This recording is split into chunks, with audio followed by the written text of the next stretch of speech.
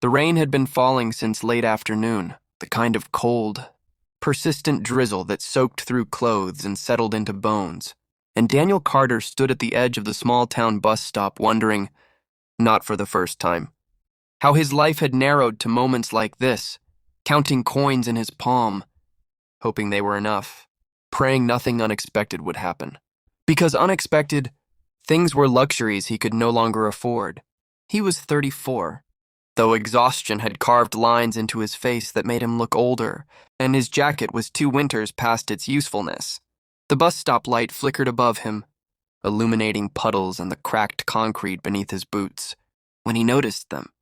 2 little girls, identical in every way, standing under the far end of the shelter, holding hands as if afraid the world might separate them if they let go. They couldn't have been more than 8 years old. Their hair was dark and neatly braided, their coats far too thin for the weather, and they stood silently, watching the road as if expecting something or someone to appear. Daniel frowned. The last bus had already passed. He knew that because he'd been waiting for it, himself, before realizing he didn't have enough fare anyway. The town was small, the kind where everyone knew everyone else's business, and children wandering alone this late was not normal. He hesitated. He had learned the hard way that kindness often came with consequences he couldn't afford. Ever since his wife, Emily, had died 3 years earlier, leaving him alone with their 5-year-old son, Liam, Daniel had lived in survival mode. Every decision was weighed against rent, food, school shoes, heating bills. Still, something in the girl's stillness unsettled him. He approached slowly, keeping his voice gentle. "Hey there. Are you waiting for someone?" The girls turned together, their movements so perfectly mirrored it was uncanny. One of them spoke, her voice small but steady. "Our bus didn't come." Daniel glanced down the empty road. "Do you know where you're going?" They exchanged a look, a silent conversation passing between them. "We were supposed to stay with our aunt," the other girl said, "but she didn't come." Rain dripped from the shelter roof. Daniel sighed softly. He imagined Liam at home, probably asleep on the couch with the TV still on, waiting for his dad to come back from picking up milk he might not even be able to buy. He imagined social services, police questions, paperwork. He imagined trouble. And then he imagined himself walking away. He couldn't do it. "My name's Daniel," he said. "What are your names?" "I'm Lily," said the first girl. "And I'm Rose," said the second. He offered them his jacket when he saw them shiver, draping it over their shoulders despite knowing he'd regret it later. "Listen," he said, choosing his words carefully. "My place isn't far. You can come warm up, get some food, and tomorrow we'll figure out where your family is. Just for the night. Is that okay?" Again, the silent exchange. Then both nodded. Daniel didn't know it then, but that single moment, standing in the rain with 2 strange twin girls, was the moment his life began to change in ways he couldn't yet imagine. His apartment was small, a 1-bedroom with peeling paint and furniture rescued from curbs and secondhand shops. When they walked in, Lily and Rose paused, taking it all in with polite curiosity. Liam stirred on the couch and sat up, rubbing his eyes. "Dad?" "I'm here, buddy," Daniel said. "We've got guests tonight." Liam's gaze locked onto the twins, and his tired face lit up with wonder. "Whoa, are you real twins?" They smiled, and for the first time since Daniel had met them, they looked like children instead of tiny adults carrying something heavy inside them.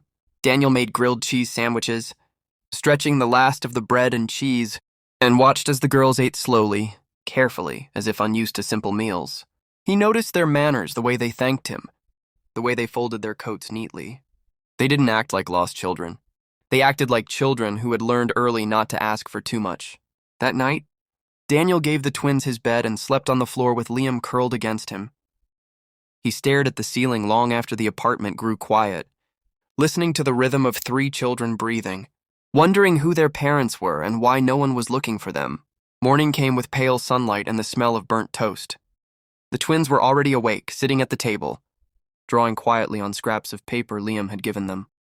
They smiled when Daniel entered the room, as if this strange arrangement made perfect sense. He called the local police station after breakfast. No missing children reports. He called the number. Lily remembered for her aunt. Disconnected. He tried again. Nothing. By afternoon, unease settled into his chest. "Can you tell me about your dad?" Daniel asked gently as they sat in the park nearby. The twins hesitated longer this time. "He travels a lot," Rose said. "He's very busy," Lily added. Daniel nodded. He didn't push.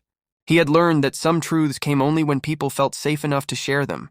That evening, as Daniel was helping Liam with homework, there was a knock at the door, sharp, urgent. Daniel opened it to find a man in an expensive suit. Rain still clinging to his coat, his face tight with fear, barely held in check. Behind him stood two more men and a woman with tear-streaked cheeks. "Are there two girls here?" the man demanded, his voice trembling. "Twins?" Daniel's heart thudded. "Who are you?" The man swallowed hard. "My name is Alexander Hale. I'm their father."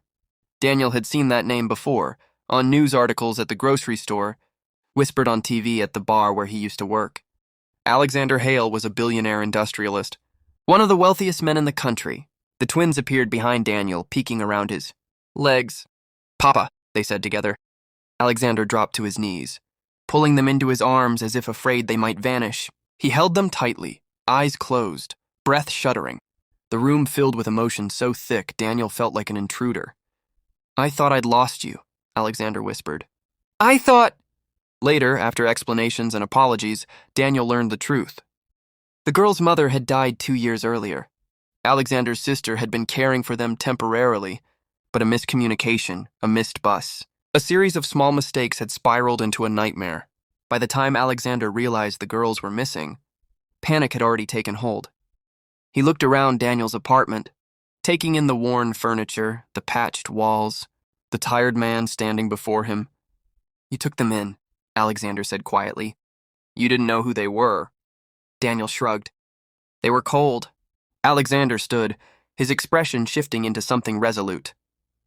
"I want to thank you." Daniel shook his head. "You don't owe me anything." Alexander smiled faintly. "People like you always say that."